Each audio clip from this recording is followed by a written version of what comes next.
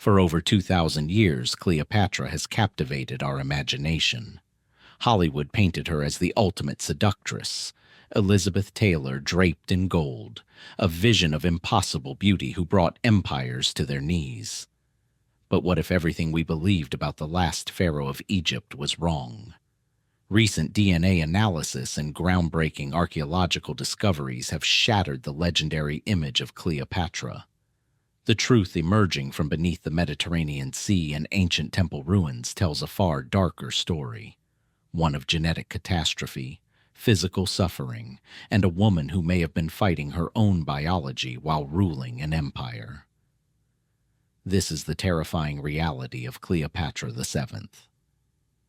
In January 2025, a team of scientists made a discovery that sent shockwaves through the archaeological community. For nearly a century, researchers believed they had found the remains of Arsinoe IV, Cleopatra's half-sister and political rival, executed on Cleopatra's orders in 41 BCE.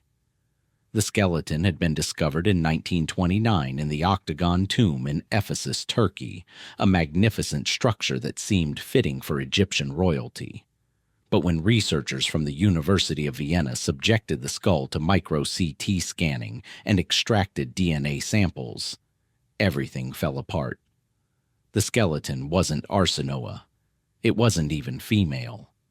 Advanced genetic analysis revealed the remains belonged to an adolescent boy, aged between 11 and 14, who suffered from severe developmental disorders. His genetic markers traced back to Italy or Sardinia, not Egypt. This revelation demolished decades of assumptions about Cleopatra's lineage and ethnicity. Previous claims about her African ancestry, based on this misidentified skeleton, crumbled overnight. The discovery exposed what scientists called bad science and wishful thinking, a stark reminder that even our most cherished historical narratives can be built on flawed foundations. But if we don't have Arsinoe's remains, we still don't have Cleopatra's DNA. So how can we know the truth about her? The answer lies in understanding her family, and that family tree reveals something truly horrifying. Cleopatra descended from the Ptolemaic dynasty, a Macedonian Greek royal house that ruled Egypt for 275 years. Founded by Ptolemy I, one of Alexander the Great's generals, this dynasty had a dark secret that would define every generation: systematic, intensive inbreeding. Unlike occasional marriages between cousins seen in other royal families, the Ptolemies took inbreeding to an extreme. They married full siblings to each other, over and over again, for nearly 3 centuries. The practice began with Ptolemy II marrying his full sister, Arsinoe II, and continued relentlessly through the generations. By the time Cleopatra was born in 69 BCE, her family tree looked less like a tree and more like a tangled rope. Genetic researchers estimate that Cleopatra's coefficient of inbreeding exceeded 45%, a staggering number that dwarfs the 6% typically seen in first cousin marriages. To put this in perspective, Charles II of Spain, famous for the Habsburg jaw and severe disabilities caused by inbreeding, had a coefficient of approximately 25%. Cleopatra's genetic burden was nearly twice as severe. This intense inbreeding caused what geneticists call pedigree collapse, when your family tree folds in on itself so many times that the same ancestors appear repeatedly in different positions. Harmful recessive genes that would normally remain dormant get expressed over and over. The genetic diversity that protects populations from hereditary diseases essentially disappears. Historical sources describe members of the Ptolemaic dynasty as often extremely obese, with bulging eyes and swollen necks. While some scholars debate the extent of genetic damage, these physical descriptions align perfectly with what we'd expect from such extreme inbreeding. The Ptolemies were playing Russian roulette with their genome, generation after generation. So why did they do it? The answer reveals the ruthless political calculus of ancient power. By keeping marriages within the family, the Ptolemies maintained their pure Macedonian Greek bloodline, preventing Egyptian or other foreign influences from diluting their royal claim. They also emulated the Egyptian pharaohs before them, who believed that incestuous marriage connected them to the gods Isis and Osiris, who were themselves siblings and spouses. But there was a more practical reason: control. Marrying off daughters and sisters to foreign powers meant losing leverage. By keeping royal women in the family, the Ptolemies controlled both the women and any children they produced. It was a dynasty obsessed with power at any genetic cost. The genetic legacy of the Ptolemies may explain one of history's greatest mysteries. Where did Cleopatra's legendary energy and charisma come from? Historical accounts paint Cleopatra as possessing boundless vitality. She spoke 9 languages fluently. She personally commanded naval fleets. She could debate philosophy with scholars and navigate the cutthroat politics of Rome with surgical precision. Ancient historians marveled at her intellect and presence, qualities that seemed almost superhuman. But what if these weren't signs of genius alone? What if Cleopatra's famous energy was actually a symptom of disease? Consider her great-granduncle, Ptolemy VIII, known as Physcon, meaning fatty or pot-bellied. Ancient sources describe him with bulging eyes, a swollen neck, excessive weight, and manic energy. Modern medical analysis suggests these symptoms align perfectly with Graves' disease, an autoimmune thyroid disorder that causes hyperthyroidism. Graves' disease runs in families. It causes a constellation of symptoms that reads like a description of Cleopatra herself: insomnia, rapid speech, hyperactivity, weight fluctuations, prominent eyes, and thyroid enlargement visible as a swollen neck. The condition floods the body with thyroid hormones, essentially putting someone in a permanent state of physiological overdrive. Could Cleopatra's famed vitality have been a genetic thyroid storm rather than pure genius? It's entirely possible that what we interpret as extraordinary ability was actually the result of a hyperactive metabolism driving her forward relentlessly, making rest impossible, thoughts racing, all while her body slowly consumed itself from within. Contemporary sculptures and Roman frescoes from Pompeii and Herculaneum show Cleopatra with features common in Ptolemaic art: a long, aquiline nose, round face, and notably, large, prominent eyes. While these depictions were often stylized, they may have captured a real physical characteristic: exophthalmos, the medical term for bulging eyes, a hallmark sign of Graves' disease. The implications are staggering. Rather than the Hollywood image of effortless beauty and charm, we may be looking at a woman who is chronically ill, managing severe symptoms while playing the most dangerous political game in history. Every negotiation with Caesar, every strategic decision against Octavian, every moment projecting divine power to her people, all potentially accomplished while battling a genetic disease that was slowly destroying her body. But here's where Cleopatra's story becomes even more remarkable. If she was indeed suffering from genetic illness, she didn't merely endure it. She fought back with every tool ancient science could provide. Egypt was the pharmaceutical capital of the ancient world. The Egyptians had developed sophisticated medicines over thousands of years, and Cleopatra, educated in the Museum of Alexandria, the greatest center of learning in antiquity, had access to it all. Historical sources tell us Cleopatra authored works on cosmetics and pharmacology. She wasn't just a queen wearing makeup. She was studying the chemistry of appearance itself. Ancient Egyptian cosmetics weren't merely decorative. They contained ingredients like malachite and galena that had actual medicinal properties, protecting against eye infections common in the desert climate. If Cleopatra had a swollen thyroid or bulging eyes, she could have used jewelry, ornate collars, and strategic makeup application to camouflage these features. The iconic heavy kohl eyeliner we associate with Egyptian royalty may have served a dual purpose, both ritualistic and practical, drawing attention while simultaneously distracting from or minimizing the appearance of protruding eyes. For pain management, she likely had access to opium, which was cultivated in Egypt and used medicinally.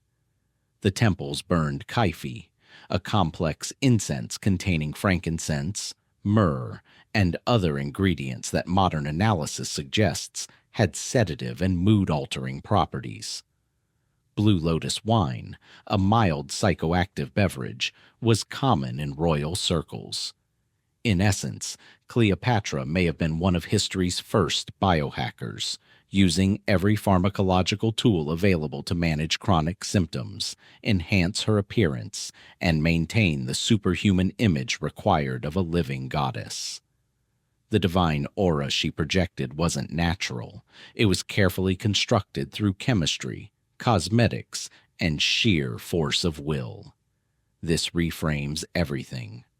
The woman who seduced Caesar and Antony wasn't simply beautiful.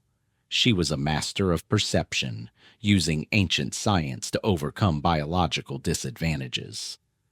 The legendary charisma that moved armies may have been part genetic condition, part chemical enhancement, and part brilliant psychological manipulation.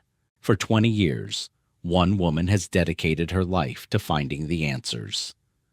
Dr. Kathleen Martinez, a criminal lawyer turned archaeologist from the Dominican Republic, has become obsessed with locating Cleopatra's tomb, a discovery that would not only rewrite history, but potentially unlock the genetic secrets of the Ptolemaic dynasty. Most Egyptologists believe Cleopatra was buried in Alexandria, where she lived and died. But Alexandria's royal quarters sank beneath the Mediterranean Sea after a massive earthquake and tsunami in 365 CE. If Cleopatra's tomb was there, it's lost forever underwater and urban development. Martinez had a different theory. She focused on Taposiris Magna, a massive temple complex about 30 miles west of Alexandria. The name means Great Tomb of Osiris, and Cleopatra had identified herself as the reincarnation of Isis, Osiris's sister and wife. If Cleopatra wanted to be buried with Mark Antony in a symbolic reenactment of the Isis-Osiris myth, promising them eternal life together, Taposiris Magna would be the perfect location. After years of petitioning, Martinez received permission to excavate in 2004. What she's found since then has been extraordinary. In 2005, her team discovered foundation plates, stone tablets placed under major structural elements, proving the temple was dedicated to Isis and dated to Cleopatra's era. They've uncovered hundreds of coins bearing Cleopatra's face and name, statues, pottery, and ceremonial objects from the Ptolemaic period. But the most stunning discovery came in 2022. Excavating 43 feet beneath the temple, Martinez's team found a massive tunnel, 1,305 meters long, carved through solid bedrock. Egyptian authorities called it a geometric miracle, an architectural marvel comparable to the ancient Eupalinos tunnel in Greece. The tunnel runs from an inland lake toward the Mediterranean Sea. Parts of the tunnel are submerged, flooded by the same earthquakes that destroyed much of Alexandria. Inside, archaeologists found ceramic jars and pottery from Cleopatra's time. But where did the tunnel lead? In September 2024, Martinez partnered with Bob Ballard, the oceanographer who discovered the Titanic, to explore the underwater sections. Using sonar mapping and diving operations, they made an astonishing discovery: a massive sunken port directly aligned with the tunnel. The ancient harbor lies about 40 feet beneath the Mediterranean, with towering stone structures rising over 20 feet high, polished floors, columns, cement blocks, anchors, and Ptolemaic amphorae scattered across the seabed. This wasn't just a religious site. It was a major port complex, active during Cleopatra's reign and connected directly to the temple through the tunnel system. Martinez has found something else equally intriguing: evidence that Taposiris Magna served as a royal necropolis. Her team discovered 16 rock-cut tombs inside the temple complex. The mummies found there had gold foil amulets placed inside their mouths, a practice called giving golden tongues. In ancient Egyptian belief, these golden tongues would allow the deceased to speak eloquently before Osiris in the afterlife, pleading their case for eternal life. The practice was reserved for individuals of high status, likely Cleopatra's courtiers and officials. The presence of these elite burials suggests the temple wasn't just a place of worship, it was a cemetery awaiting its royal occupants. Multiple tombs prepared, a massive tunnel leading to a hidden port, connections to the Isis-Osiris mythology Cleopatra embraced. All the pieces suggest this could indeed be where Egypt's last queen planned her final rest. In December 2024, Martinez announced another discovery: a small marble bust of a woman wearing a royal diadem, found beneath the temple's southern wall alongside 337 coins depicting Cleopatra. Martinez believes this statue represents Cleopatra herself, though other archaeologists remain skeptical. Whether or not that particular statue depicts the queen, the accumulating evidence at Taposiris Magna is undeniable.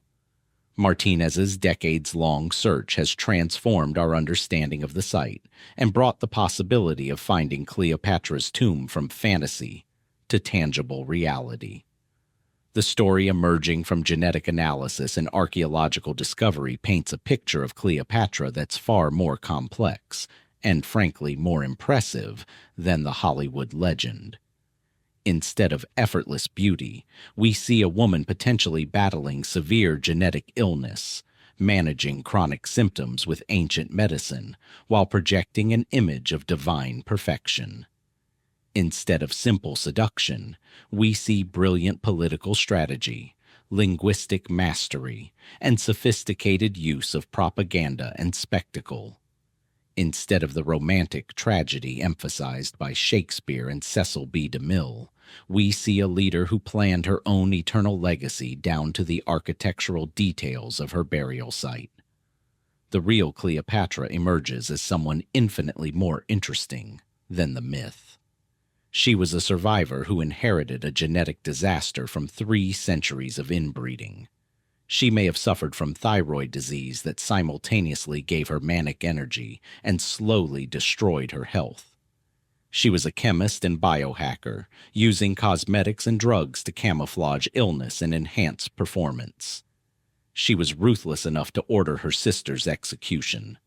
She was brilliant enough to seduce not 1 but 2 of Rome's most powerful men through a combination of intelligence, strategic thinking, and carefully crafted persona. And she was forward-thinking enough to prepare a hidden tomb complex that might preserve her body for thousands of years, encoded with symbolic connections to the gods she claimed to embody. If Martinez and her team succeed in finding Cleopatra's tomb, the discoveries would be unprecedented.